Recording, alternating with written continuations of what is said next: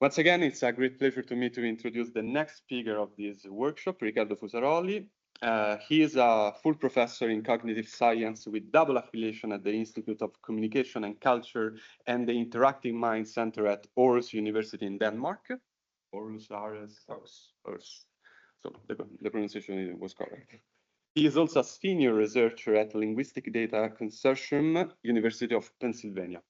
He also a PhD in semiotics, so probably you know Pierce very well. Yes. Here at the University of Bologna, and he has a strongly interdisciplinary background combining experimental pragmatics, semiotics, cognitive science, computational modeling, and machine learning. Riccardo is interested in studying coordination and communicative interaction. He develops a statistical model to analyze key aspects in dyadic conversational interactions, such as vocal markers, turn-taking, linguistic alignments, and more broadly, he investigates how we coordinate in joint linguistic activities. He also applies the research to clinical and developmental context, working with the neuropsychiatric conditions such as schizophrenia, autism. In particular, he's interested in the coordinate dynamics involved in the effective collective cognition. Today, the title of his presentation will be Abstraction through Conversation, and I won't say anymore because the stage is yours, Riccardo. It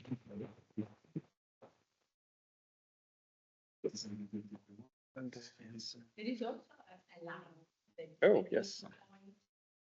Actually, that's the pointer, but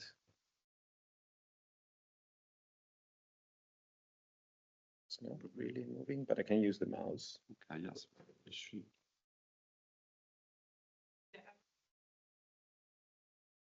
Try now. Okay, yeah, it was enough working. focus. Yes. Okay.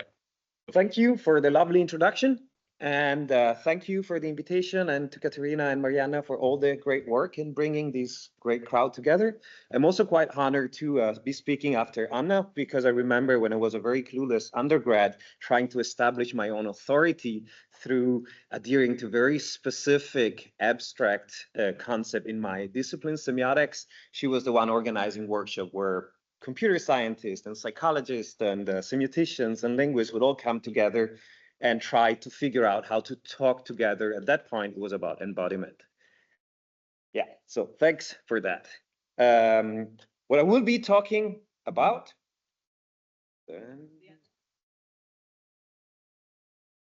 Yeah, I think it goes out of focus when something else happens on the computer. Yeah. But okay, so what I'm going to be doing is I'll be talking about what I mean by abstraction in this context, so you can all tell me the ways I was wrong after, and why I think that conversation is really crucial to these notions. And then I will try to show how through a series of experiments based on the alien game, we can investigate how processes of abstraction happens in individuals versus peers, the role that cognitive diversity has in these dynamics, and some initial work on how we can start analyzing the conversations and the formalized models of cognitive mechanisms to actually look better at how abstraction develops in conversation. I should also mention that all the studies that I've been talking about were developed and discussed in collaboration with my good colleague Christian Tulane, who recently passed, but a lot of the good stuff in the presentation will be his, and the bad stuff is all mine. Good. So, what is abstraction here? Well, abstraction is conceptualized as a process that extracts patterns and regularities from specific instances, that is, ignoring, for instance, incidental details given the activity at work, and therefore generalizes across varied experiences. In that way, abstraction is what enables us to transfer knowledge across contexts. It enables us to create conceptual representations that can be useful even when meeting novel experiences that we haven't met before. And therefore, it enables resilient cognitive representations, that is, representations that are adaptable to uncertain and changing environments. How does conversation fit in that? Well, I'll introduce this through an example, which is a bit tongue-in-cheek. It is an homage to this local region and the favorite topic of discussion of Italians. That's what should I make for dinner? Which, when I bring that up in the household, I usually have my eldest daughter who has one fixed thought, and that's cappelletti. It's a stuffed pasta produced a bit south of here, filled with different kinds of delicious cheese, and she would have that morning, lunch, and dinner every single day. However, I'm a responsible father, so I know that I need to enforce some sort of healthier choices. And I'm Italian, so of course, at least once a week, we need to make pizza. And that leads to endless discussion about what we should be preparing. And through this discussion and conflicts and screaming and crying because it's food, it's important, right? We might actually figure out that what matters for my daughter is not the specific cappelletti with pasta dough and with the specific filling. And we might reach a more vague and abstract representation of what a cappelletti means, which enables us to produce the amazing pizza cappelletti, which makes everybody equally satisfied and dissatisfied in the household. Well, it's made with pizza dough, but with cappelletti filling. Pasta is pasta. Oh, yeah. But okay, so this was a bit tongue-in-cheek, but it introduces some of the points. So abstraction is generalization across varied experiences, and therefore social interactions and conversations in particular are a key place where abstraction can take place. So two individuals have more cognitive resources than one, for instance, because they bring different histories and perspectives to the conversation and biases, but also in the task at hand, right, they can distribute their cognitive processes by differently attending and remembering aspects of the current problem, so to reach a different and more general representation. But more than just cognitive resources and diversity, what happens through a conversation is that we put language onto our experiences. And by putting language onto our experiences and presenting them in public, in the public arena of the conversation, we present more explicit targets for cognitive and discursive processes. And by discussing our experiences, we become better aware of the differences in perspectives, styles, and roles, which enables a more explicit and ongoing negotiation process about what these words means and what the representation of the task should be. And so this is a kind of approach that follows from a really nice manifesto that Mark here in the audience led a couple of years ago, that actually says that while we tend to investigate cognitive processes as inherently inside the individual, we actually, with the same right, can try to investigate them as inherently living in the exchanges and social life of humans, given that humans are a social species. So we have all of that wall of text. What are we going to do with that? Well, I'm going to present a series of experimental study that operationalize these frameworks, or at least some parts of it, to investigate whether individuals or pairs produce more effective abstraction of the patterns underlying the stimuli. Second, whether experimentally induced cognitive diversity affects the level of abstraction reached. Third, whether conversational patterns can highlight the relation between cognitive abstraction processes and linguistic behaviors. And fourth, whether different formalized computational models of cognitive processes embodying different levels of abstraction can provide insights on human abstraction processes. And the last 2 points is stuff that I've actually put together in the last couple of weeks, so it's very in progress and very open to feedback. The Alien Game. The Alien Game is a game in which you're traveling in outer space and meeting aliens to which you need to react.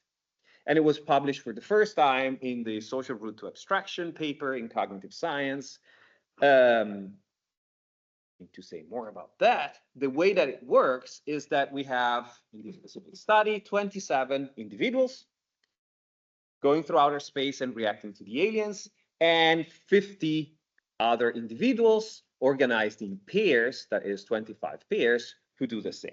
As they travel in outer space, they're meeting that kind of the top aliens up there. There's 32 of them. They're defined by a combination of 5 binary features, such as arms raised, arms not raised, green color, blue colors, and so on and so forth. And they need to be categorized in terms of 4 options, which are determined by 2 orthogonal categories, whether the alien is dangerous or whether the alien has value. So in a true capitalist fashion, you can see down there that as you meet a new alien, you can make friends with them because they're no danger and they have no value. You can exploit them if they produce this valuable jelly. You can kill them if they're dangerous but not valuable. And the best choice, that is, you can kill them and exploit the remains if they're both dangerous and valuable. That didn't pass actually an American version of the task that we wanted to run there, so we had to simplify it. Danger was good. It was just the exploiting part they didn't like. Anyway, what determines a correct answer is some rules that the participants are not initially aware of that maps features into the categories. These mappings can be simple. For instance, green aliens are dangerous, blue aliens are not dangerous, or they can have a higher level of complexity. For instance, if an alien is blue and either has dots or eyes on stalk, then the alien is dangerous. All of these levels of complexity that we have the participant go through, they have 2 separate parts. One is a training phase, and the second is a test or transfer phase. In the training phase, all 32 aliens get put in a random order presented to the participant. As the participant has gone through all 32, the aliens get shuffled again, the participant meets them again, and then a 3rd time. After each decision, the participants get feedback, so they know where the alien should be, which kind of responses they should have had. In the transfer phase, what we have is a bunch of slightly different aliens that you can see in the middle row, which replace some of the features with homologous but visually different features. Let's say the tail instead of the legs. If thick legs meant danger, in the new aliens, the thick tail will mean danger. Right? So the hypothesis in this setup is that pairs will perform better than individuals in the training phase because of their pooling of cognitive resources. Right? Second, that pairs will perform better than individuals when presented new aliens, which is better abstraction processes that went on, which we can test by looking both at the first 32 trials where they haven't met all the aliens yet, but also at the transfer for test phase. And so, ready? This is exciting. Are pairs better? Well, here we see in the 3 panels the 3 levels of complexity in increasing order. On the x-axis, you can see the trials that participants are going through, and on the y-axis, you can see their average accuracy. Is the individuals, and in yellow is the pairs. And what we can see is that, of course, pairs were credibly more accurate than individuals, with an average difference in accuracy of about 8% across conditions. And even if when I squint at the plot, I really think that with higher complexity, the advantage is smaller. Really, when we do the stats, we can see that as complexity increases, all participants decrease in performance with no credible evidence for a difference between pairs and individuals. So there is a kind of a constant advantage. But this is the training phase, right? They might be doing better just because they're 2. So I look at the arms and Mariana looks at the legs, and then we don't need to do as hard work to remember what things are. But do pairs abstract better? What we see is that in the first 32 trials, we see the same pattern that we saw across all the 96 trials, though the patterns are more messy, there's fewer data points. And in the test performance, we see something interesting, that participants are again performing above chance. But as pairs go through increasing complexity, their test performance doesn't change, while as individuals go through increasing complexity, their test performance decreases. They're less able to deal with the complex rules. So, in a sense, we see that pairs do seem indeed better, including in parts that seem to require abstraction. And in a rare case, actually, a review or two came from our inner selves, and Christian and me started discussing about all the things that were dissatisfied with this paradigm. And the first one is that the aliens were really similar to each other, right? Is this really abstraction? It doesn't take too much to go from thick legs to thick tail. The second is that, can we really say anything about cognitive diversity being the engine of these abstraction process, if it even takes place? Because two pairs, again, might become better at the transfer phase simply because they have had more cognitive resources to work with. So here comes the second alien game. There's two issues to tackle, and to tackle a better way to test abstraction, we changed the setup. We had as participants went through the trials didn't just keep repeating in a sense, but as soon as the participant got 10 successes in a row, the rule, unbeknownst to them, changed. And it changed in a way that followed a meta rule, which meta rule was X and Y or Z, where X, Y, and Z were different features. And so it could be that at the beginning, arms up and eyes on stalk or spots would signal danger. But after the rule chain, it might be that green and thick legs or eyes on stalk could signal danger. And what we are expecting is that if participants are good at abstracting, they will capture these meta rule and they will become faster at recovering after each rule change. The second is cognitive diversity. We actually experimentally manipulate the diversity of experiences in the alien game, where we can have everybody doing the first rule individually, and then we can match pairs according to similarity pairs that went through the same rule and diversity pairs that went through different rules in their training. Which means that they have, in the first case, they have the same mental representation of what it takes for an alien to be dangerous, and the diverse pairs have different representation of what it takes. Also, to be a bit more open to different possibilities, we also contrast the predictive power of our manipulation with personality diversity and with how good the participants were in individual training and the ratio between participants, the performance similarity, if you want, or diversity. This is the setup, right? They do the training at the beginning, they go through their first test rule, and then once they get 10 successes, they go to the next test rule, and so on and so forth for up to 21 minutes. And then after, we administer the big 5 inventory to have personality diversity measures.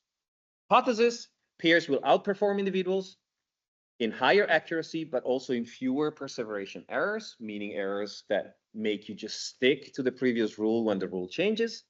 And diversity pair will outperform similarity pairs in a way that's not predictable by personality differences.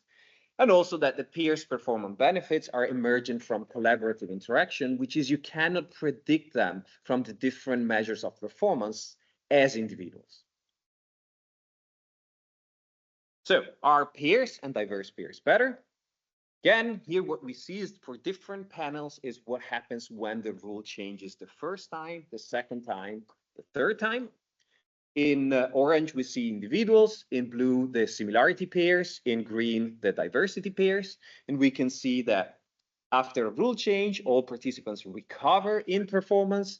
But we can see that as the rule changes increase, as the game goes on, there is an emerging bigger and bigger difference between conditions, with diversity pairs being the ones that become better and individuals being the worst ones. So incredibly steeper learning slopes for pairs than individuals, incredibly steeper slopes for diversity pairs than for similarity pairs, and it increases more for diversity pairs on a rule-by-rule case.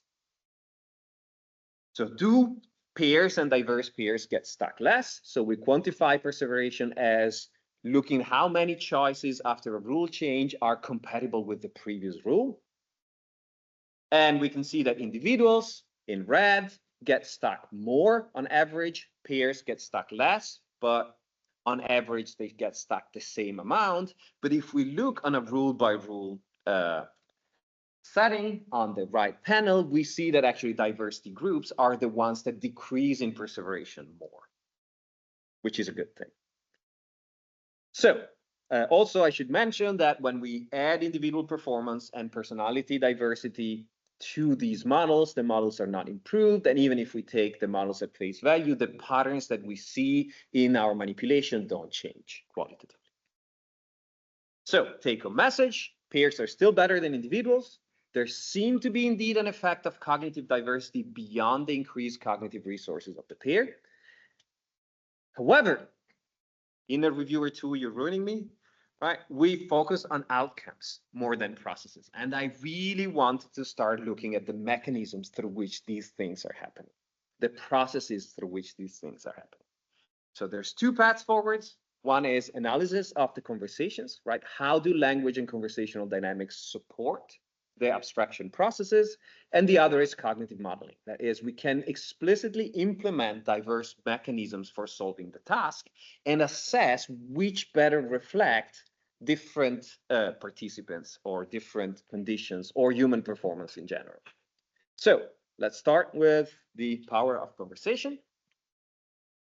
We've seen this wall of text before. I'm not going to go through that. I'm just going to say if this cognitive diversity is good and the distribution of roles is good, we should see these reflected in diverse contributions to the conversation.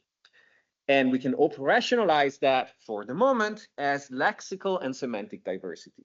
The more diverse the words I say and the more diverse the semantics that I use, the better the performance of the pair. And here I'm talking about semantic diversity in word embedding space and sentence embedding space. We tried all of those. The patterns, as you'll see, are equally vague and uncertain in both cases.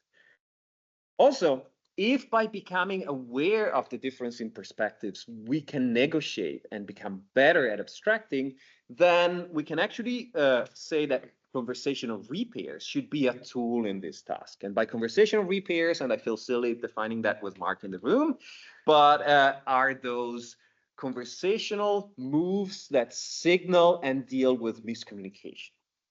And there is a really cool paper by Gregory Mills in 2011 in which he shows that introducing early repairs in a conversation leads to more abstract representations of the task later on, but introducing late repairs doesn't. Good. So are pairs with diverse contributions better? Sees that pairs that produce semantically but not lexically more diverse contribution in conversations perform better. I'm not even going to comment on those stats because the effect is small and the evidence is weak. So can we replicate it and extend it to repairs? And here I was lucky that because I had another big project called the Puzzle of Danish, in which we were investigating how differences in the sound structure of Danish and Norwegian impact cognitive dynamics and conversational dynamics. So we had a large corpus of conversation in which the participants also went through the alien game, and we had already coded for repairs and back channels and different forms of alignment, which is the opposite of diversity. Therefore, we can actually see whether we see the same pattern there. So here is another wall of table, but what we can see in bold are the results that are more reliable. We see that the most specific form of repair, restricted offer, is positively and reliably correlated with performance, but also that the tendency to reuse each other's words, each other's syntax after controlling for repetitions of words, and each other semantics after controlling for the repetition of words are negatively and reliably correlated with performance, which means that the more similar we are in contribution, the worse we perform. The more diverse they are, the better we perform. I was super happy, except the Norwegians in this project have always been difficult. When we look at the Norwegians, we see that the total amount of repairs, or the proportion of repairs that are, the proportion of turns that are repairs, is positively correlated with performance, but nothing else is really reliable. I don't know what to do with Norwegians. But these suggest that these results are not very trustable yet. That actually what I want to do next is to focus more on the actual descriptors and on when these conversational moves happen in the course of the conversation. Because as Gregory Mills tells us, early repairs is good, late repairs is bad. It might signal that we still haven't reached abstraction. I'm going to skip this and go to the cognitive modeling. So cognitive modeling, for those of you who are not familiar with that, is the idea that we have plenty of theories in linguistic psychology and cognitive science, which are based on words, because words are vague and it's easy to develop them, right? We can all get agreeing on some very vague definition of something. Cognitive modeling is the attempt of saying, can we actually build the mathematical implementation of these theories and eventually a computational model, so we can actually test the implication of these theories on a different task, and so on and so forth. And so what I'm going to be presenting is 3 different classes of models at increasing level of abstraction. The first one, you probably know it, it's the exemplar-based model of categorization. Here I pick the generalized context model, or GCM, that assumes that what really happens is that as we meet aliens in this outer space experience, we simply store the aliens in the memory, binned by, simplifying a bit, dangerous and not dangerous. As we meet a new alien, we compare it to every single alien in the dangerous bin in feature space, and then the average distance. And then we compare it to all the aliens in the not dangerous bin. We average the distance, and the lower average distance more or less determines what we're going to guess, right? And then we have 2 kinds of exemplar-based model, one that doesn't know what to pay attention to yet, and one that very unrealistically already knows exactly the features, because we want to give it a fair run. The sub-abstraction paper is really the same model, but shifted so that it implements the prototype-based model. And it's the GCM where, instead of storing all the exemplars, we store the centroid, the average representation of the exemplars that we have met. And as we meet a new exemplar, try to categorize it, and then get to know that it's a dangerous one, we update that centroid using a Kalman filter. Talk about that if you want later. And then we drop the exemplar. Again, we can have an optimal or a naive prototype-based model. The more abstraction model is a rule-based model, which in this case are implemented as Bayesian particle filters. And the idea is that there's a universe of predefined possible rules, and our agents have a memory of n places. They go and sample n of these rules. They meet the exemplar. They try to predict, given the rules, what it should be. And then they make the prediction, they get feedback, and use the feedback to readjust the weight that each of these rules should get. Once a rule gets less and less likely below a certain threshold, it gets thrown away and a new rule gets sampled. And what I will show here is 3 different models, one that can only get 1 feature rules, one that can get 1 and 2 feature rules, and the third that gets 1, 2, and 3 feature rules. And last night I was playing one that tried to infer the middle rule, but it's still not working. So here is a mess, but what you can see is that the lower part is the prototype and exemplar models. They're performing above chance, but they're very close to chance. While the 3 top models consistently across complexity are the rule-based models. So rule-based models seems to perform much better in a rule-based game, surprise. How does that look when we compare it to humans? So the humans are solidly among the rule-based models. And actually, what we have is that, I'm going to sum it up here, exemplar and prototype models do not really perform like humans. in this task, that rule-based models perform better than individuals and very close to peers. The difference between peers and rule-based models is that as the rule-based models plateau and keep their level of performance, human peers, they keep on improving throughout all the trials, which I suspect that it could be because the rule-based models are hitting a local minimum, so they perform well enough, they don't need to sample a new thing, and perhaps because they're randomly sampling rules. But once we figure out that arms are somewhat involved, the new rules that we should sample are actually involving arms. And then there's a few next steps. That is, these models need to be fit to the participants' data to see whether the specific parameters, let's say the samples, how many rules to sample, are different between peers and groups.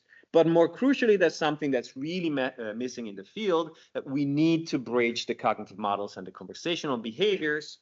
And there's some ideas that we're exploring. But final words, well, it seems that conversations do catalyze abstraction at the very least, if not even constitute abstraction, depending on which field you are. That likely this is a function of cognitive diversity, which enables more effective rule-based behaviors in this task. We have other tasks that seems to support this, but the word is still very out there. And that actually what I think is the most cool development that needs to happen in this field is how do we actually model the actual interaction and include it in cognitive modeling. With that, I thank you and my key collaborators on this project, Tatiana, Christian, and Sarah, and a bunch of others.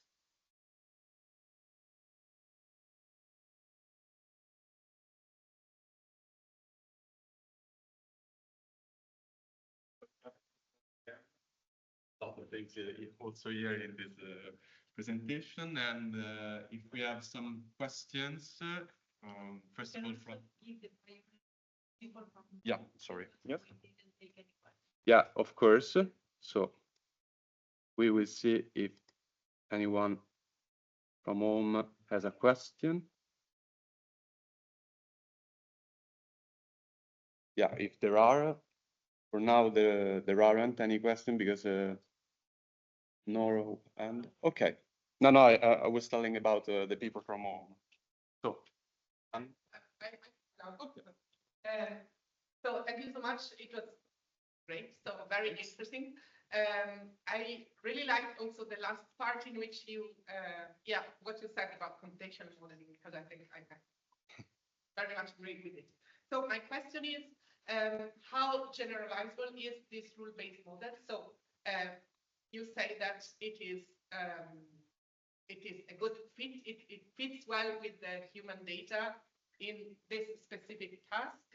How do you envision it in relation to other tasks where no rules have to be identified? So this is a fantastic question, and it is a really core critical aspects of Bayesian models of cognition, which claim to be mediating between deduction and induction and blah and blah and blah, but they all assume that there is a universe of existing structure out there that can be sampled and tested for likelihood. And that's the part that I'm also at difficulty. I think that's why I always specify in this task, because here there are rules. So we can actually assume that these are there. And when we look at what participants say, they are trying to sort of build these rules. I don't know how it would work in, for instance, identifying cats versus dog pictures. Right? That's something that I'm really not able to think. But whenever we have language interactions and people trying to solve tasks, people do verbalize rules or probabilistic patterns in forms of rules, and then work on that level of discussion to negotiate them. So at least that's what we see people doing in a wide variety of tasks. I don't think that it really describes our perceptual learning in the external world. Yeah. So I think that's Marianna and then Bodo. Thank you so much, Riccardo. Amazing. I picked in two different moments of your talk. You said that semantic diversity is the opposite of alignment. Mm-hmm. And then in a different moment, you said that semantic diversity is not lexical diversity. And so I was wondering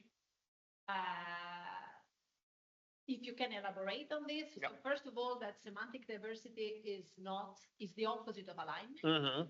And then the difference between lexical and semantic diversity. Good, really good question. So I'm going to answer the first one operationally first. That is, I consider, so since we have good tools to measure semantic alignment, both at the conversation level, but also on a turn-by-turn level, if we have low alignment, it means that the words used are different and that the semantic space traversed is different. And therefore, I'm going to call it semantic diversity or lexical diversity. And what I really would want to have is something to be called semantic complementarity.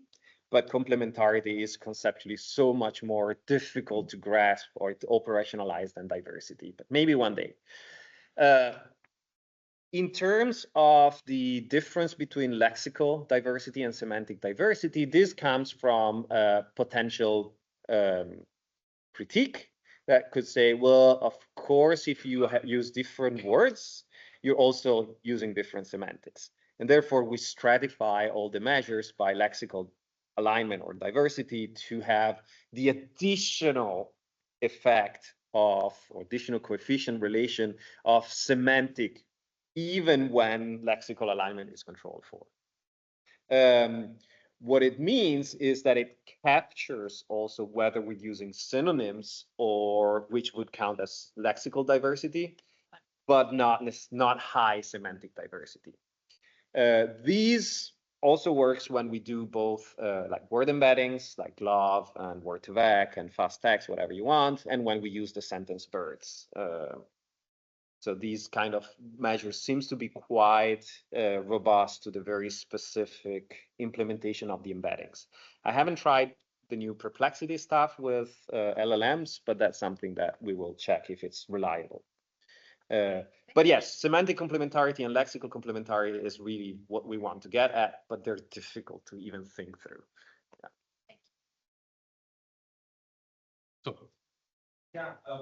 Fantastic work. I was wondering between, there seems to be a bit of a sort of mismatch between the cognitive modeling part of your talk and the first part, which was on the cognitive diversity.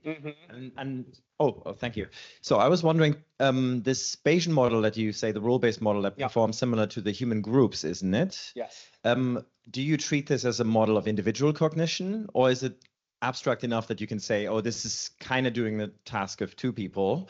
And is there a way within the cognitive modeling side of it to actually implement diversity? So can you actually take this cognitive model and make a sort of more diverse version of it, or a less diverse version to model the actual cognitive diversity that you highlighted in the first part of your talk?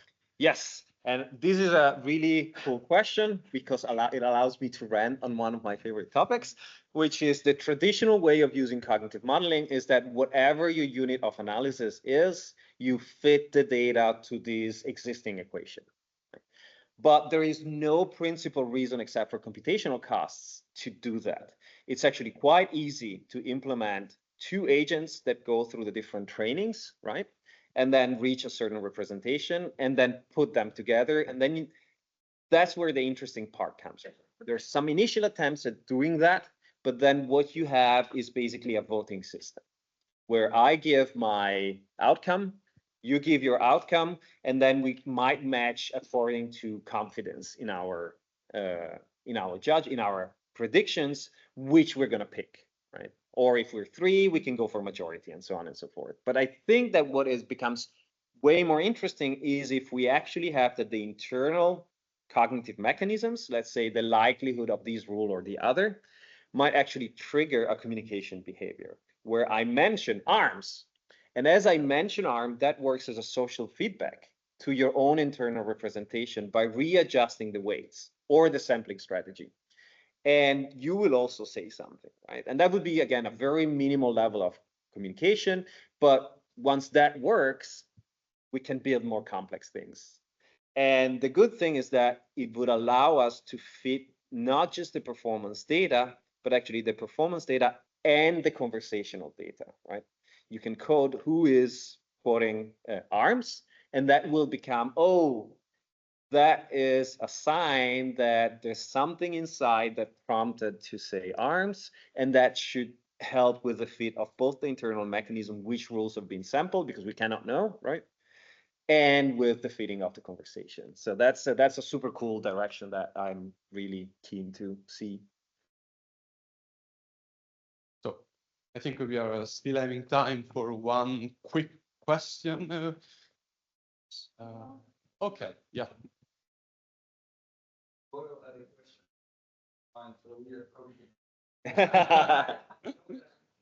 You're aligned.